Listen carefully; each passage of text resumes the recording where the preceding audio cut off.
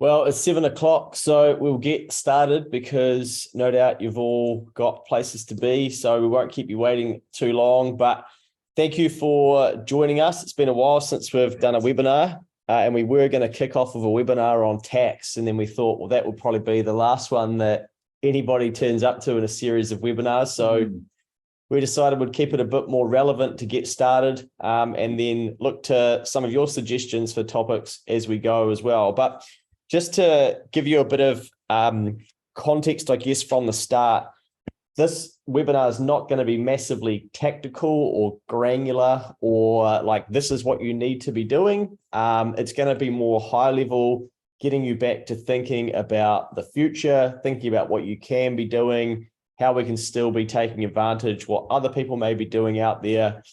So to do that, we're going to go through basically sort of how we've come to find ourselves here as well. But please, as we go, make some notes tonight because we're going to power through quite a lot of slides, and there are some things that we want you to do, and they're effectively activities and exercises, but we're not going to sit on them for too long so that we can still get through the slides and get to some Q&A at the end as well. So take note of the questions and have a good think about these over the next 24 hours or even longer as well. So make some notes, and we want to hear at the end what actions you're going to take off of the back of this. As always, when we do things, whether it's a podcast, a webinar, an email out, we're encouraging business owners to think about what's just one action that they could take. So we would have done our job if we can give you an idea of something that you can execute on by the time we get out of here.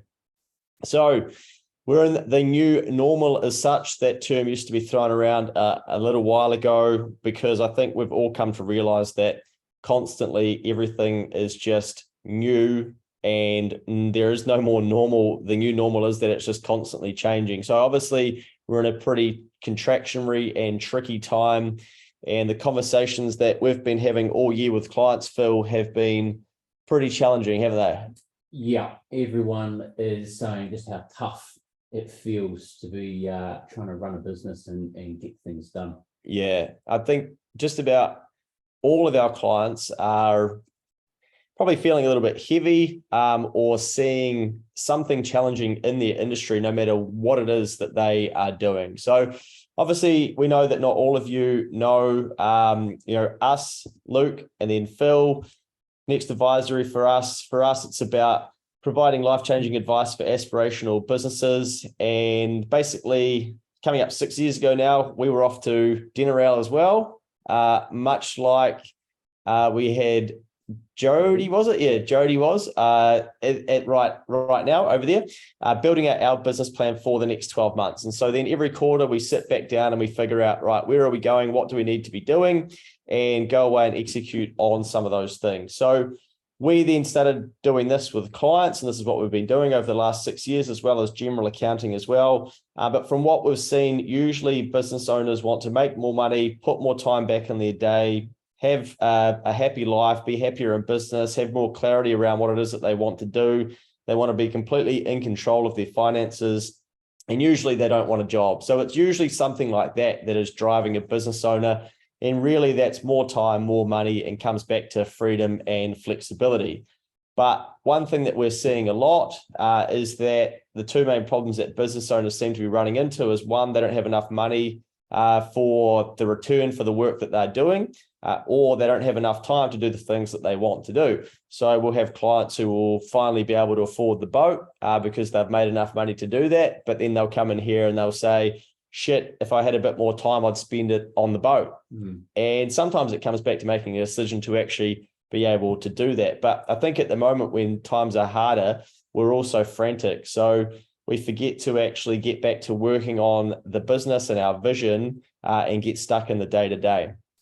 So of course, there's a big elephant in the room for all of us, and I think it's pretty well known that it is now the economy. And if you've been listening to the podcast, for instance, we've been predicting that we're probably going to end up in a recession, but that didn't make us the world's best economists because Stuff was saying the same thing, and the Herald were telling us about food prices going up, and we all know about inflation by now as well. And then fast forward to recently, we've found out that we're in an official recession. So maybe we're just at the start of it. Maybe it gets better from here. I think everyone really is guessing, but the economy can kind of be summed up by record inflation. We've got house price peaking and then decline. And so some people are feeling like they, aren't as wealthy because the value of their assets are coming back. Same with the stock market, crypto, etc. All of the assets and the bubbles are unwinding. We're talking to clients about the risk of war. It's not something we like to talk about, but we're seeing that over there in Russia and Ukraine and whatnot, and you're starting to wonder, okay, what could a war at scale or in different parts of the world, what could it mean for some of our clients who are potentially needing access to China, etc. So it's one of those realistic things after the pandemic that we're having to start put on business plans and think about the true reality of some of those things.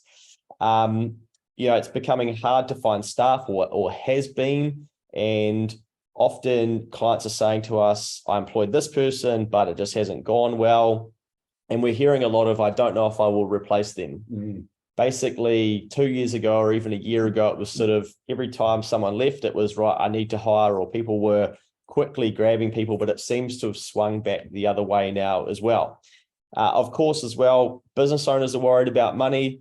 We saw last week from Xero in a survey that they did that 1 in 2 small businesses effectively aren't paying themselves anything at the moment. So they prioritize paying their other bills and probably their staff and their creditors. So we know that business owners are worried about money, but equally everybody is as well, because the disposable dollar is getting squeezed up, and we'll get to that. So there's more worry about money. And it just seems like the supply of money has slowed down as well. And we can actually see that with credit coming back a little bit and it becoming harder for clients to get access to credit. And if they do, then they're going to have to pay more for it.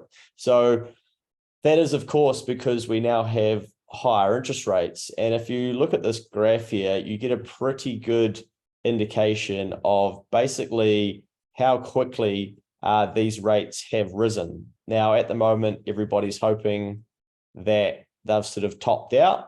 But I guess, as with everything at the moment, everyone is guessing. But I guess the reason to show you this graph is that if you look back to 2000, you can just see how much of a unique time we're actually in and how quickly this has happened for rates to go from near on zero right up to nearly 6% to 5.5%. In such a short amount of time. It's no wonder that everybody has probably lost a bit of a sense of what's going on, and what used to be quite normal for interest rates to just slowly grind down towards a low rate has been completely reversed and done at a very, very quick scale. So I guess the point there is that you're not supposed to have all the answers, and just like everybody else, there's a bit of like, holy shit, where to from here? What's going to happen, and why does it all feel so strange all of a sudden?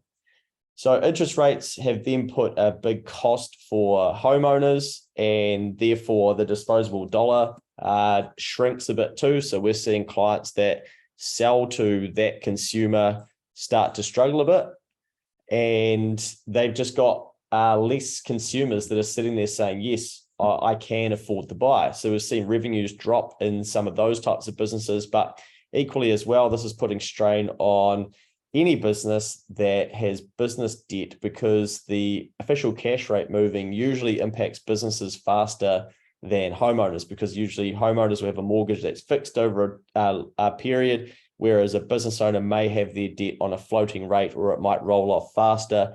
And so some of our clients have gone from 4 or 5% finance on vehicles to now 12, 15, 18. And also clients looking at second tier finance have been getting a fright at what those interest rates could be. So we hope that clients can avoid getting to that, because the cost of debt and capital has increased massively and very, very quickly. Now, I guess the question is what's next, and that's everybody's guess. I didn't want to guess, so I thought I'd go and find Adrian Orr from the Reserve Bank, and luckily enough to sit next to him on a plane. So I asked him exactly what he was going to do, and he wouldn't tell me. So that was a shame. But what we do know is that we want as a country inflation to be under control to between 1 to 3%, and it's still not there. It's at 6% as of today.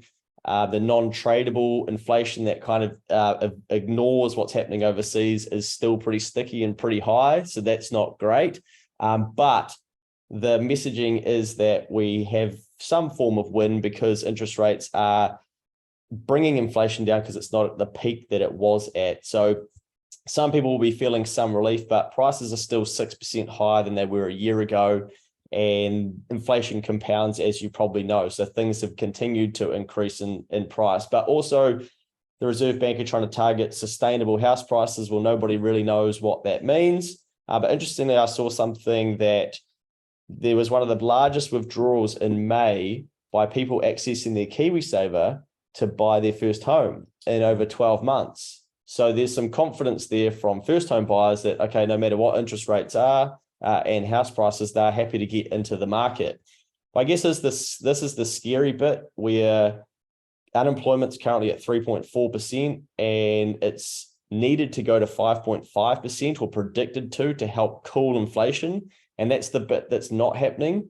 So how Adrian responds to that, I guess, is going to be the $1 million question.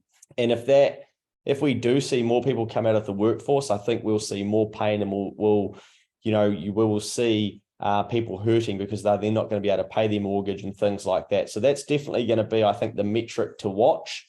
As we've discussed already, the decrease in disposable income, that's continuing to happen as rates continue to rise. But we think there's still going to be more uncertainty. And of course, at the moment, it's an easy way for media companies to be able to sell advertising and news, right? Because the negative always sells. So I think no matter what's happening, people are quite dialed into economics at the moment. A lot of the things that Phil and I were trying to speak about on podcast a year ago or even 2 years ago, I think people were just saying, well, why do I need to even think about that? But the business owners that started to get themselves ready 12 months ahead of time, 6 months ahead of time, have had a bit of a jump on their competitors. So that is why tonight, that's what we're thinking about is, right, what can we be doing to ensure that we continue to move forward and get closer to the futures that we want, and the whole reason that we got into business in the first place. Now, it wouldn't be a Next Advisory piece of content if we didn't have a bit of a subtle smack in the face. So we thought we'd slip in what potentially some of your limitations are. And some of you may have been familiar with the podcast where we said you are the problem, but this is often something we discuss with clients because we get on with our clients really well and they know that we come from a good place. So what this is about is really accepting that no matter your circumstances, it's going to be the decisions that you make in this next few years that really determine what's going to happen for you in life, probably over a longer time period. We're probably not going to be able to control inflation, what the Reserve Bank are going to do about house prices, around unemployment rates and those things. So it's going to come back to what it is that you can actually do. So the sooner we don't blame the economy, the government, our staff, and just accept that those pieces are challenges, the higher the likelihood that we're actually going to be able to navigate those and actually look for the answers along the way. So you've got to be careful where your thinking's coming from. Who are you following in times like these? Are you looking towards positivity or negativity? Are you looking towards solutions or continual challenges? Are you looking towards some of your competitors that are still doing well? Where can you be getting a little bit of guidance from that's going to help move you forward rather than just keep you stuck where you may be? Of course, as well, your beliefs, what do you believe to be true? What is and what isn't? How do you know that? Just because one staff member has been in a pain in the ass this week doesn't mean that all staff suck and I can't be bothered. I wish I didn't have a business with staff. Be careful, what you pick up just off of one data point. And of course, as well, your skills, your education, what are you learning? This is such an important time to be learning and thinking about what skills we need to develop to move through an economic time, because we're probably going to see more of these in our lifetimes if we want to play the game of business. So the sooner you accept some of these key fundamentals, you can keep moving forward and ensure that this stuff doesn't bog you down for too long. Now, someone who is a very good reflection of this is this bloke here called Warren Buffett.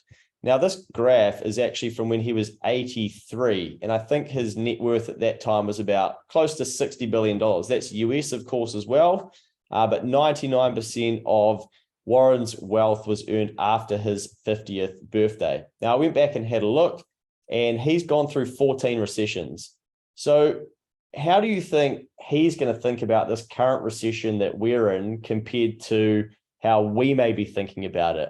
The fact that he's gone through 14 would suggest that he's probably banked a whole heap of lessons that have helped him still go on to be wealthy. So, you may not aspire to have that sort of wealth that he does of over 112 billion bucks, but there's some really good lessons from him in that he has just stayed very consistent over time. He's continued to look for value. He's continued to compound, and he didn't retire at 65 as well. He kept his money compounding, and I think he's 92. So that is the beauty of compounding. From 83 to 92, I think he's near on doubled. Well, he has doubled his net worth again. So it's a good reminder that if we just take the way that we're currently thinking and take ourselves out of our shoes and then step into somebody else's and think, I wonder how they would deal with this problem. It may just give you a 5-minute window to think about the situation completely differently. But at the same time, it's really good for us to be thinking about the education that we can pick up during a tough period like this too, because there's always something to learn. So the lesson there is to zoom out, think longer term, and beyond just this period that we're in the here and now. Because as Phil said today with a client, you're explaining about making knee-jerk reactions, right? Yeah, and that's in reference back to your earlier slide around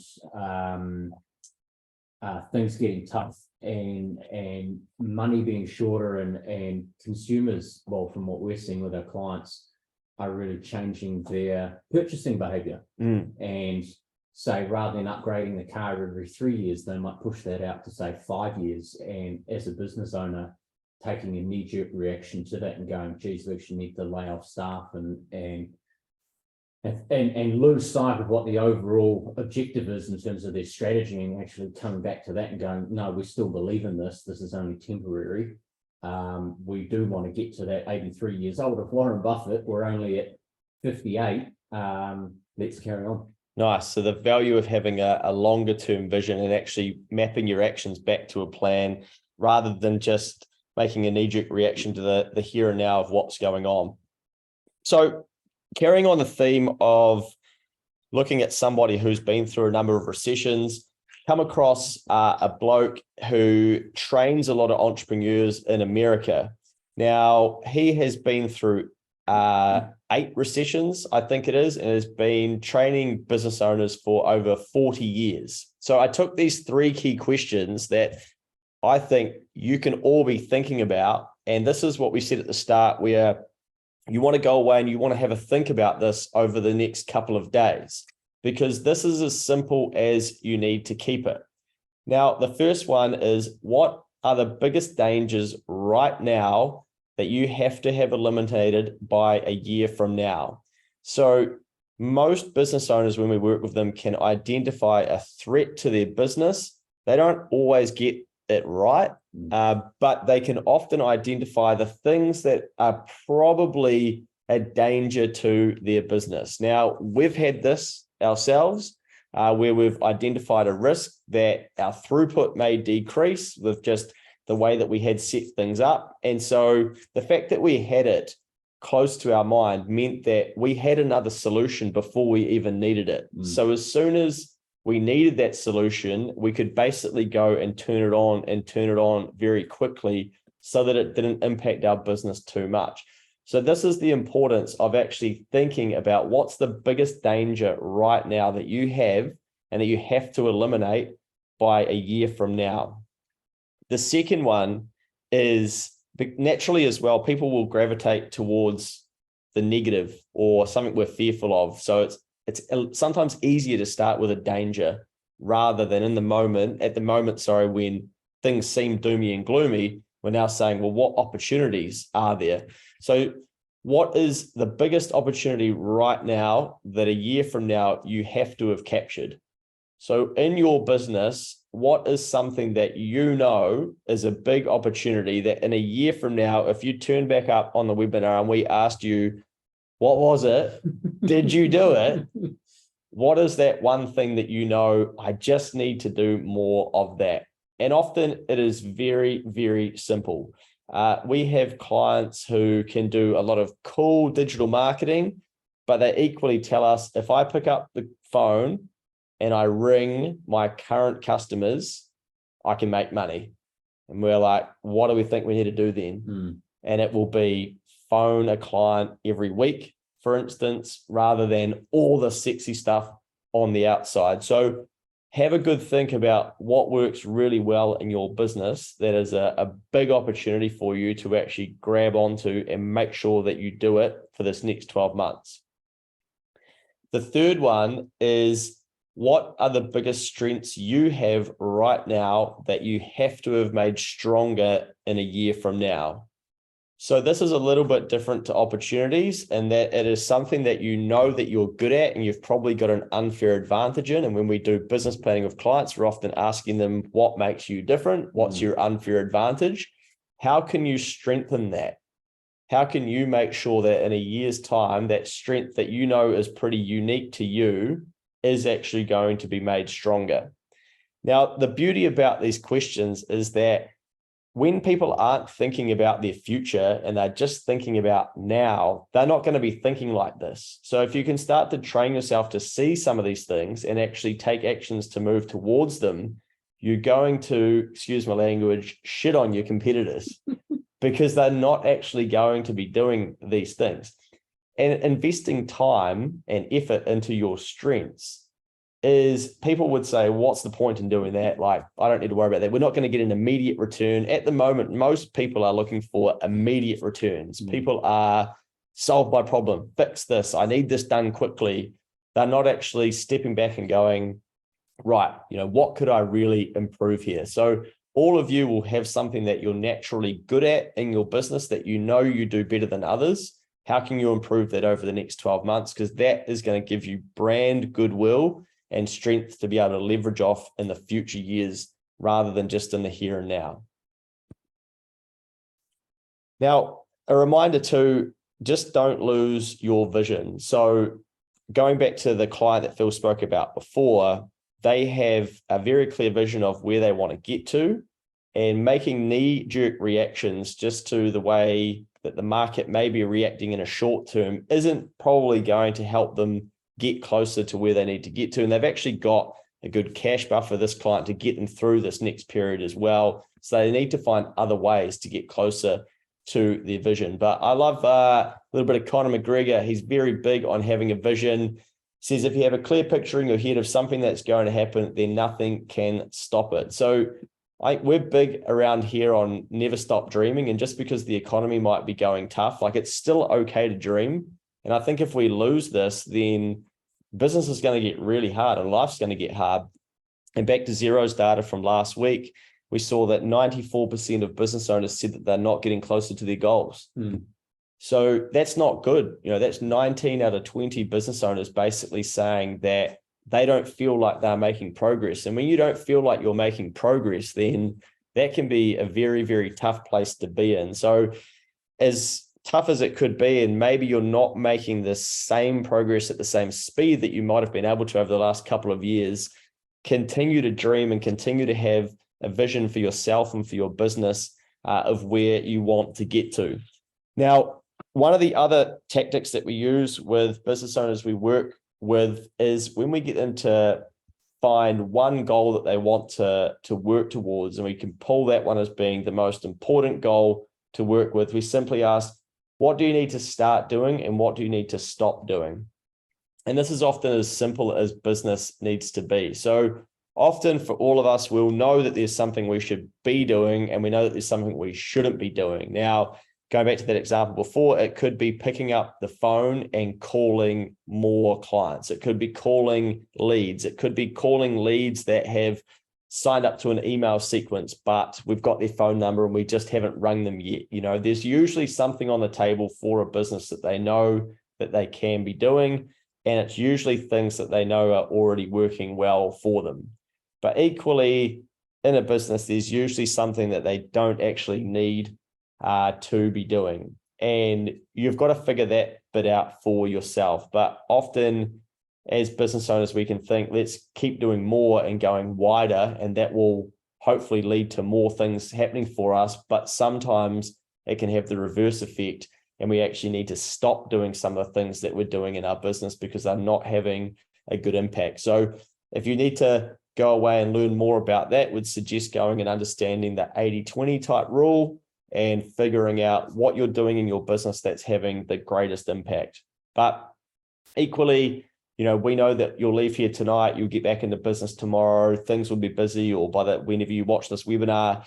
But if you can set reminders around yourself to ask yourself the question, what have you done to get closer to this goal? Then you're going to keep bringing it back to front of mind for you. So if there's one goal that you can be working towards, you want to make sure that you're doing something that can get you closer, and then you stop doing something that's going to not get you closer because you're losing time to doing that. And often it can just be, who do you need to speak to? And someone asked me today, where do I start when it comes to buying businesses? And I don't really know what it is, what information they need, but I said, why not start by speaking to a business broker and just finding out from them like what they may need. And so it doesn't need to be necessarily always you that figures these things out. Think about who it is that you can get closer, and it may be somebody who's already achieved that goal that you want to achieve.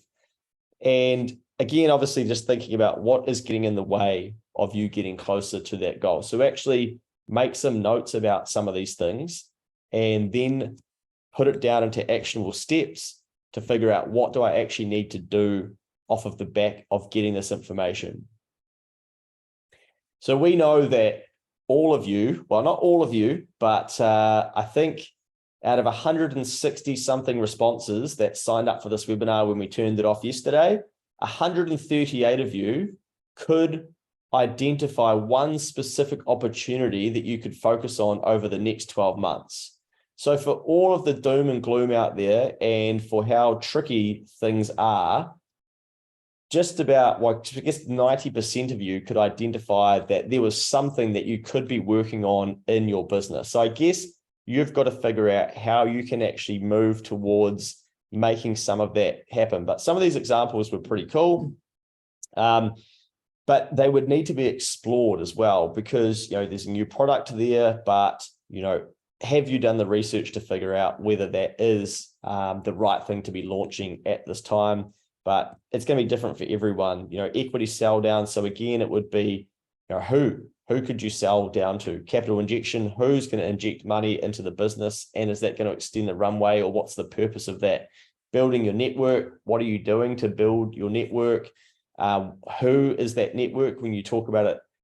Who do you need to be getting around, and for what purpose? While money is tight, we have an opportunity to keep in front of existing and potential clients consistently for when industrial construction comes back. Getting the flywheel going is tough but rewarding. This is something that Phil and I get excited about for our clients who are continuing to market during these times, because we're seeing that their cut through is becoming better and faster, and they're building audience, and they know that on the other side of these times that they've got an ability to recover the money that they're investing into marketing and branding at the moment. Identifying extra revenue streams, digital downloads, and then it's, okay, what are we going to do with those? Improving quality, always a very good one. How can we become, have more value by increasing the quality of what we do? Learning AI, that could be a huge rabbit hole. But yes, that's a huge space. And then advertising, there's a question mark, because I think that this business owner already knows that advertising is so broad. So it would be, okay, out of advertising, what's already worked well for us? What's the one thing that you could focus on in that space? So it's good that even when signing up to this webinar, that 90% of people could still identify something that they could be working on in their business. Now, we want you to be thinking about what's on the other side of this. Now, obviously, it feels challenging to invest and to keep doing things when you're not getting a return. But you have to then identify, if you know that they're the right thing to do, that you have to delay the gratification and that your time will come when you get that return, much like Warren Buffett, who we were speaking about before. So continue to invest in yourself, in your business, in others via relationships, your vision, your future, your opportunities, things that are going to generate a return or compound over time.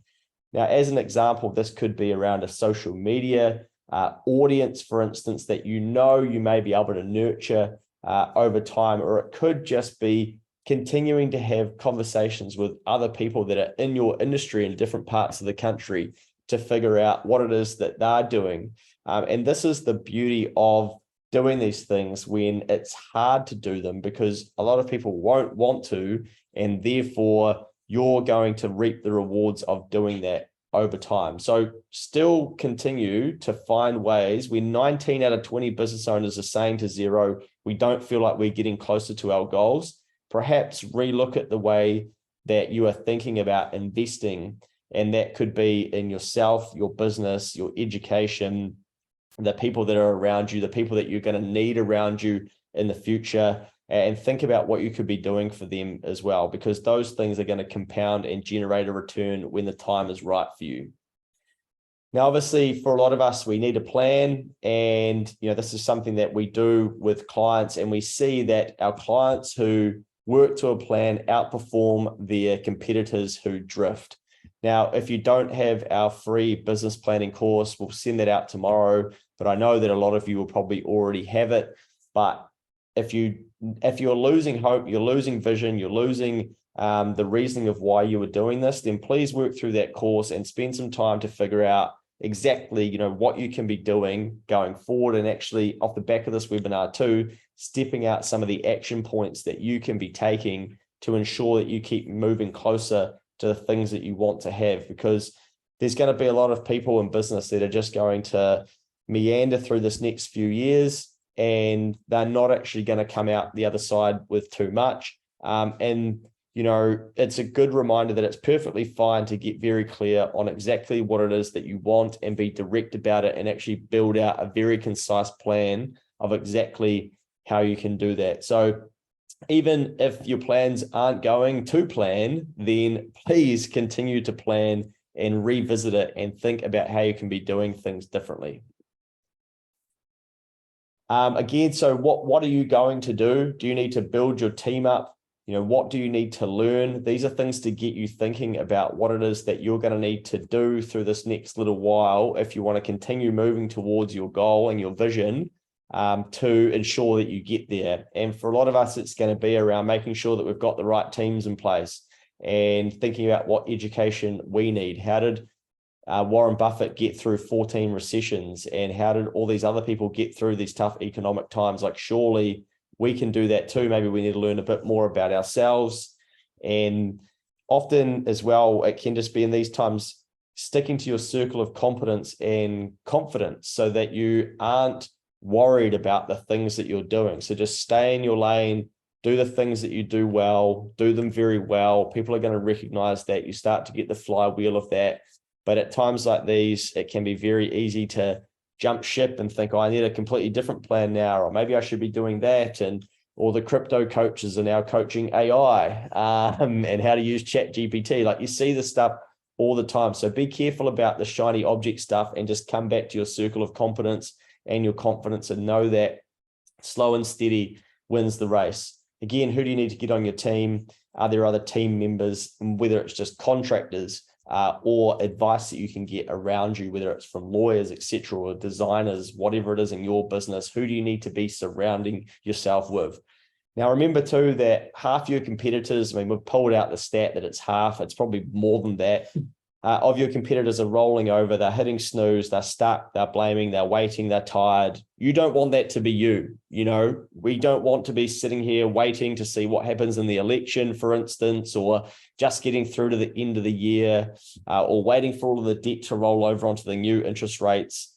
The longer that you leave actually doing the things that you need to be doing, the more chance that you're going to run out of time, or your competitors are actually going to have to start pulling their finger. So remember too that in these tough times that a lot of people aren't conditioned for it. So you're not going to be competing with as many people because they may not want it as bad as you. So if you've got a clear vision and clear goals of what you want to be doing, then you're probably miles ahead of where you actually think you are. So, if 19 out of 20 businesses are saying to Xero that they're not feeling progress towards their goals, what are those 5%? I think it was actually 6%. What are they experiencing? They're probably quite excited by the time that they're in at the moment. And that's where it's up to all of us to try and find some of that excitement in different areas of our business. And it doesn't need to just be about revenue or profit. We can't just rely on those two metrics. Of course, they're important, but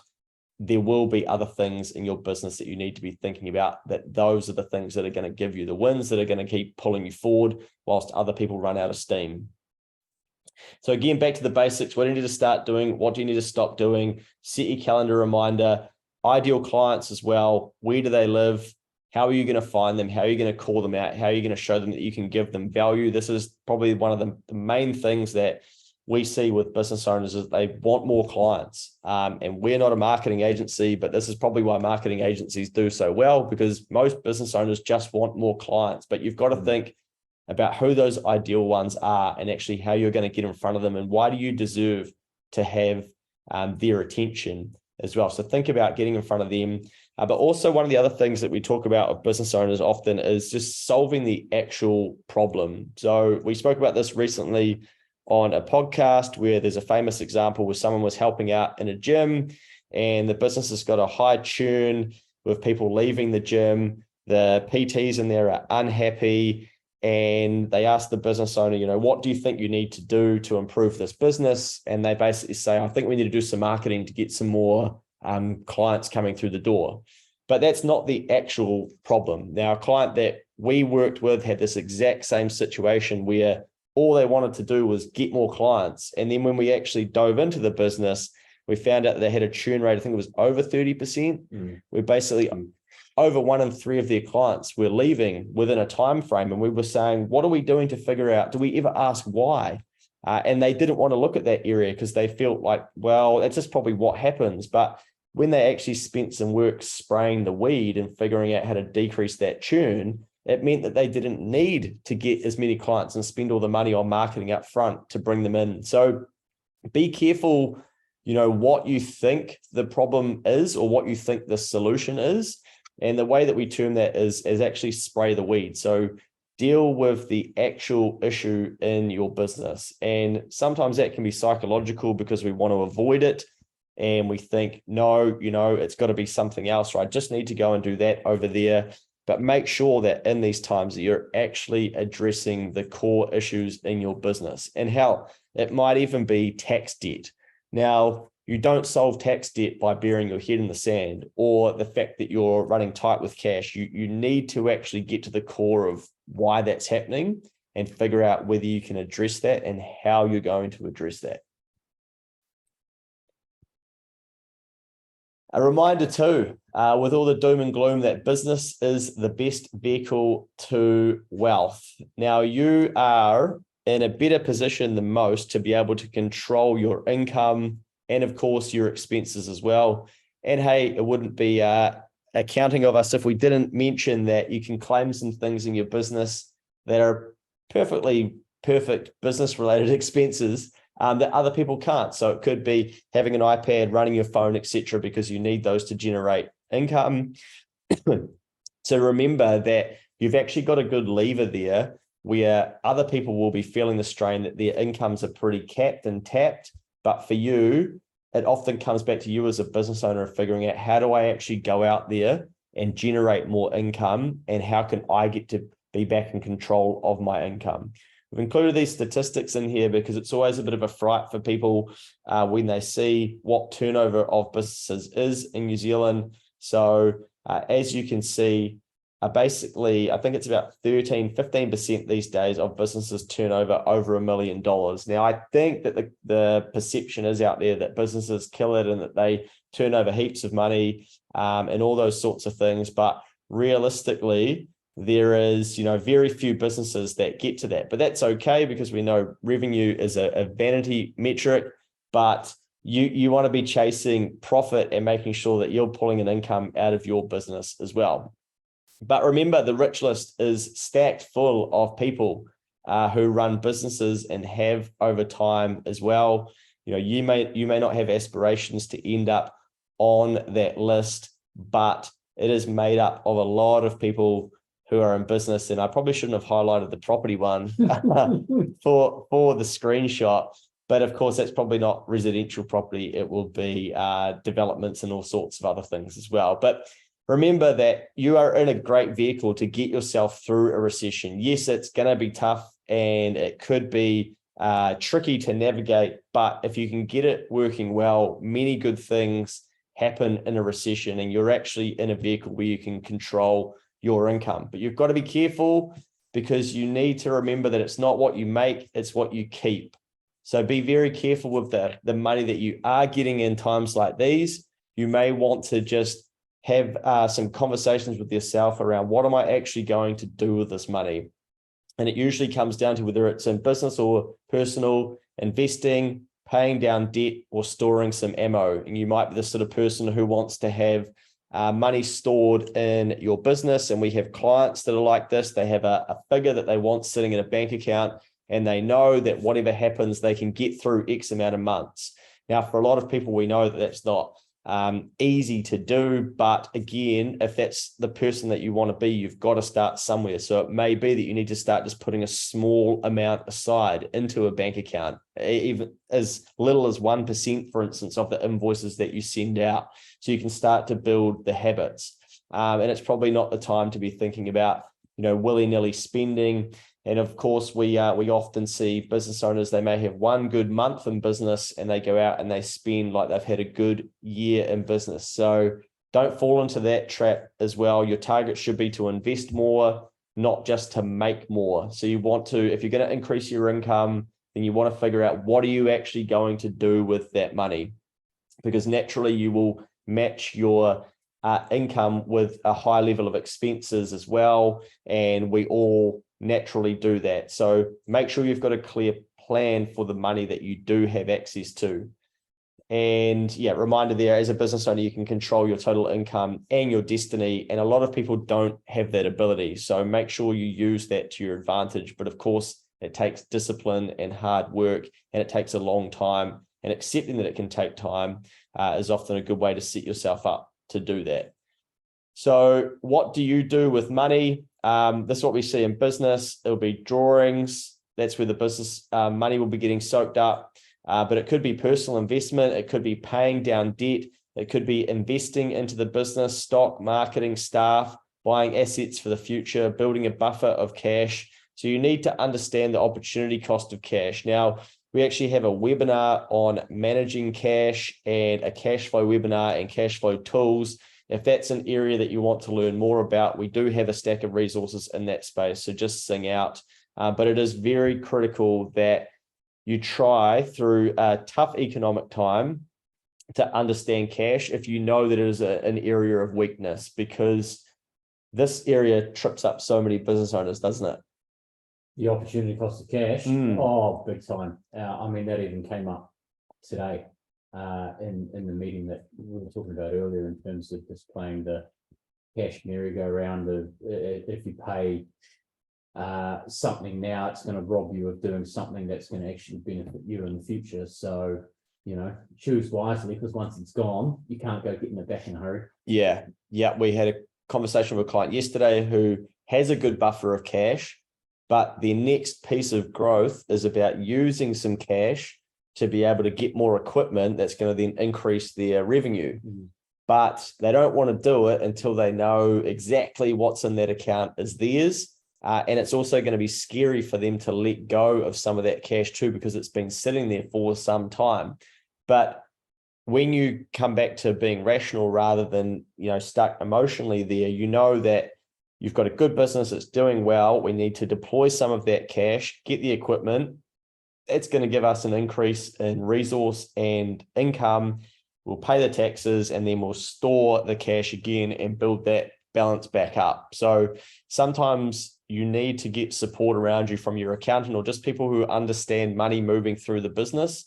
to help you understand your business specifically and help you make some of those decisions. But of course, we need you to pay all your taxes along the way as well. Otherwise, you end up in trouble with the IRD. So we have, ripped through those slides because we don't want to keep you too long tonight. But we'd love to know in the chat there, because we can see that, what of the things that we've spoken about tonight, what are 3 actions? It may even just be one, but we hope that you've got 3 from some of the ways that we've got you thinking tonight that you can go away and you can think about exploring in your business. We'd love to hear if people have got some examples of some things that they know that they need to go away and do, they need to start doing, stop doing, an opportunity that they need to explore. If you're brave enough, we'd love to see that in the chat and start making video content. Nice one. Is there anything that Q&A is through? Yeah, I think it's just people, chat is disabled. I know, that's good. Great comments. I'm keen to rewatch this. Yes, this will be resent out. Someone's asked, can they get a replay of this?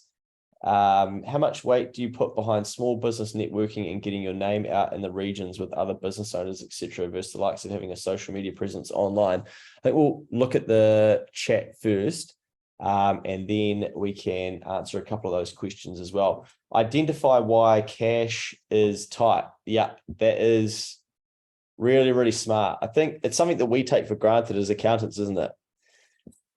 Yeah, because I guess we just understand how it all works. But man, identifying why it is tight. Actually, my mind's really spinning. There'd be a lot to unpack there. Yeah, I think, this is probably where, if you can go away and find some education around reading your profit and loss, for instance, your balance sheet, understanding both of those reports. I mean, that's what we did at university. That's what we do for a living. So for us, it's second nature, but even asking your accountant to help you, but looking up great tutorials on YouTube, having a listen to podcasts these days, there's good training courses out there. And it's really, really important to understand cash, especially over a long period. Michael says, define business future vision. Good stuff. Keep expenses low. Very, very wise, especially in these times, not to be pulled in or down by the conversations. Yeah, it's not easy at the moment because it's coming at you from all angles. Sarah says, great content. I'm definitely going to ask myself those questions. What do I need to do? What do I need to stop doing? How to harness my strengths, etc. Yeah, really, really good questions to get you thinking. Kamel says, spray the weed, plug the holes, run profitably. Nice. Ask biggest opportunities, dangers, strengths to be doubled down on. It's okay to dream. Love that. Cool. We like that. Alex says, focus on reaching the goals continuously. Nice. Anything there, Alex, like action related? Josh says, set goals and actually work towards them and the why. Yeah, that's cool. There's, I think when clients actually get to the core of why it is that they're doing what they're doing, we often see them just speed up their journey massively. So actually, having some strong reasoning and that why can be very, very beneficial. It's worth spending some time to explore that. I think I can't remember, there's a YouTube video and it's called the 7 questions of why, or the 7 layer questions. And it's basically about continuing to ask yourself why something is important to you and doing it 7 times till you get to the point where you're probably breaking down, crying, or getting frustrated with yourself, explaining why something's really important to you. Daily question and reminders. What's one action I did today or I'm going to do today to get me closer? I love that. Honestly, that can make such a big difference when you're just keeping something front of mind. And it could even just be like chase that prospect, chase that lead, send one DM or check in on somebody. Krista says, figure out at what point we have sufficient buffer and start paying down higher interest debt. Stop procrastinating and get the things done that need doing. Just me in my way. Awesome. It's a bit of a breakthrough when you can figure that bit out. Setting monthly reviews on P&L and how far we're in reaching our goal for the financial year. Nice. Some really good stuff in there. Yeah, I think often with paying down debt and cash, clients they'll want to almost like have the validation from an accountant or somebody else that it's okay to use that cash, right? Yeah. Monica says, focus on local community and remain active within it to be front of mind. Very, very wise, especially down there in Harwood when people probably aren't thinking like that. But yeah, I think this is a perfect time to be continuing to build your brand and staying front of mind. And I know that, some of the conversations we're having with clients where they are working with the real top of the town businesses, they are doing some massive projects. And often we leave the meetings being like, wow, what recession, when you hear about what, we probably can't give specific examples, but they might be, planning to build 1,000 homes, or they're building just massive lots, or, carving up pieces of land to put commercial buildings onto. And there's just a lot of activity actually happening. So, there are still people that are moving closer to their vision. I think it is the small businesses that are really feeling uncertain at the moment. Brendan says, minimize drawings. Geez, that's an accountant's dream. That's a tricky one to convince people to do. So good on you. I think the thing that people always forget with drawings is that they usually, when they're taking the money out, they're not then factoring in what the tax is that they need to pay as well. So you really need to understand when you're taking drawings from your business, what the impact of the tax is. Mark says, take a course on sales, investing in myself, and push myself to bring in new customers. Brilliant. Yeah, that can be really hard for people to do, to get out of their comfort zone. Last one, Adana says, made 75K worth of business cost cuts without firing anyone in the last 8 weeks. Wow. Business got hurt by the floods, then had to switch to labor-only projects for a while. We're the building company, now working on getting on top of older expenses. I've just lost that. Expenses, then plugging some holes. We're determined to get out on the other side. It's hard and feels so slow, but we really do believe in our team and capabilities. That's awesome. That's genuinely diving into your business, figuring out what it is that you need to do and making some hard decisions, but at the same time, looking after your team, plugging all the holes, and believing in your capability and having a longer term view. So good on you. Building confidence in myself and my skills. Awesome. Provisional tax got me good because of drawing. So lesson learned. There we go. Chris says, be more deterministic about new business. Put down a hit list of customers to get in touch with, in front of, and schedule regular calls. Nice. Love it. Shit. There's a lot of actions there. That's for sure. It's so cool to see. Okay. Any questions? If you want to fire those through just for the sort of final 5 minutes. Yes, we will send this out. One question here, how much weight do you put behind small business networking and getting your name out in the regions with other business owners versus the likes of having a social media presence online? I think it really comes back to your strategy, and both of them sort of are completely different ways to do things.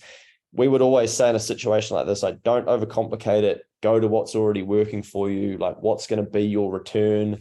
We don't go to BNI, for example, and often we'll mug it off in the podcast, but that's not something we want to do and we don't need to. That's not our strategy. But equally for business owners that do get a lot of value out of that, we're like, good, like you've got something, you've got to be doing something. And then can you look to outgrow that over time as well? But I think a lot of people think that social media is a bit of a silver bullet, and it's not anymore for all of our clients. It's not one of those things that you can kind of just flick the switch and hope that it's just going to generate heaps. It doesn't seem to work. So we look at social media with clients and marketing in general as an investment over time, but with a clear return on investment, but over a longer period than what it used to be.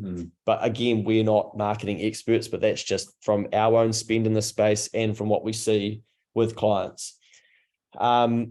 Peter says, I've noticed a number of businesses deviating from their market position brand identity, i.e. the real estate agency that has traditionally sold higher-end homes is now picking up every and any listing that they can. What are your thoughts on this? Is this an appropriate zag in a declining market, or should you hold firm on your market position? Any thoughts there, Phil? There's a fair bit to unpack in that one. Picking on the real estate industry is, man, it could cut pretty deep there. Again, that came up in a meeting today, where there's an opportunity to zag, and it can become a distraction because you're starting to solve problems for the exception rather than the rule. And when you're then trying to put out a marketing message, it becomes conflicting. And then who is your ideal customer? Because I think the times that we're in now, people forget that they're temporary. And the clients that we're working with are already focused on the future, on what's actually happening on the other side, and making decisions that are aligned to that today. Yeah. And merely looking at it with my back against the wall, so now we need to open the doors to everyone. Is it going to serve them well on the other side? Yeah, I think when you go away from your ultimate plan, like, yep, sometimes you've got to do things to collect some dosh and to get through, right? But you got to be very careful like how long you do that for, because what's the flow-on effect of that? What's the snowball effect? How does it compound to people? You start becoming known for that. And then when times change, you're like, oh, sorry, that's, what, like, don't call me. And, that's something that we've been really focused on with our journey is who is our ideal client and being careful not to say yes to ones that aren't. And we even said it in the podcast last week where you hit me up on the great Mike Hosking, if he waltzed in the doors and said, hey, look, you next advisory lads, how about I become a client with his however many rental properties, which we are assuming he has a fantastic car collection.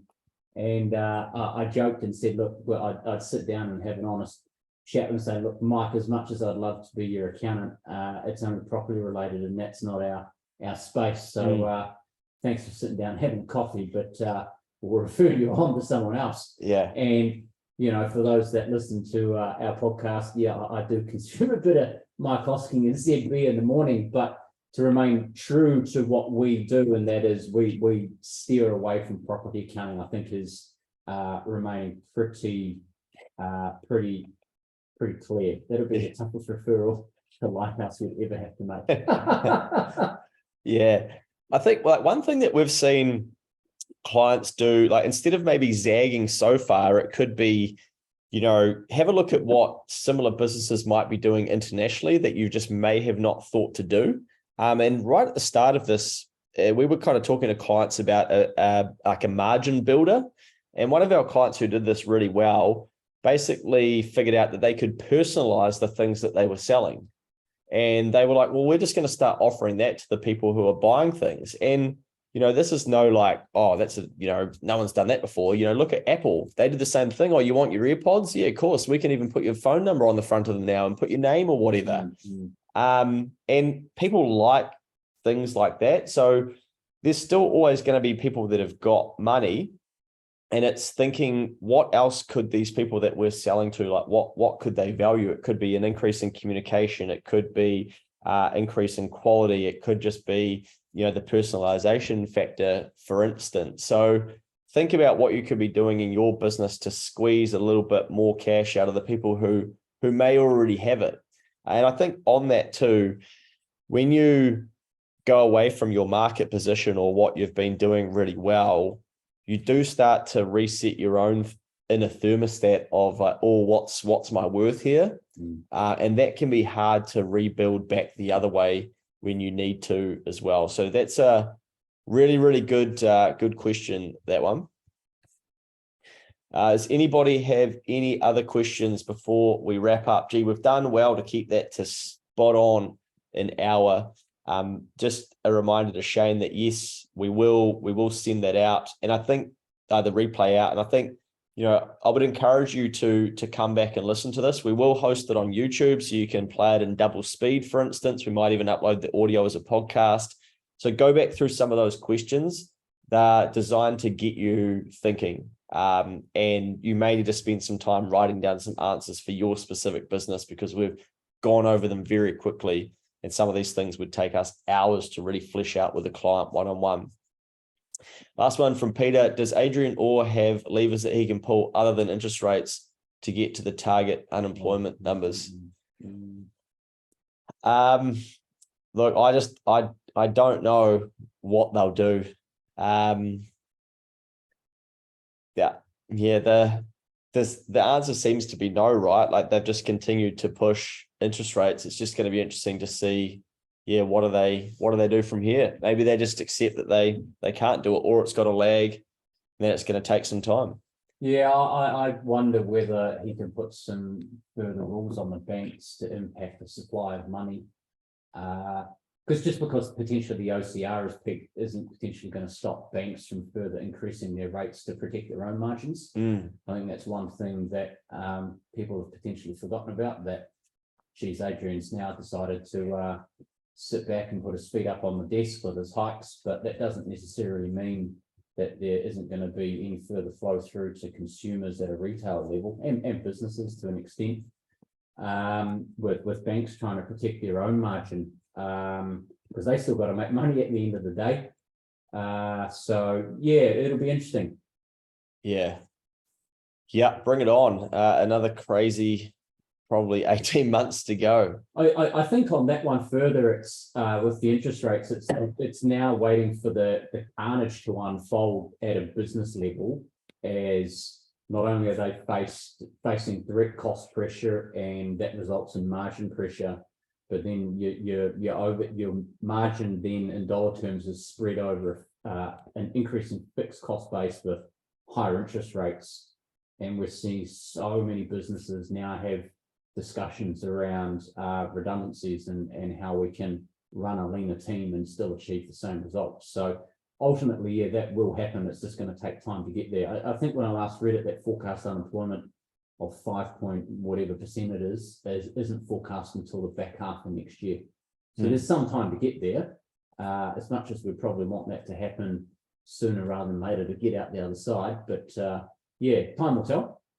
Yeah, I think just a good point to remember on that too is that, you know, there's people are listening to this webinar at all different stages of business. And we said before that 1 and 2 business owners effectively aren't paying themselves anything. So, you know, often business owners will go without, but eventually, you know, you've got to make a decision about what things you do cut if that is the inevitable situation you find yourself in. So get some strong advice about that and try and think about that like way ahead of it happening. We had the great example earlier where people were cutting costs in their business, the 75K worth of business costs, and they're going to be able to protect their team.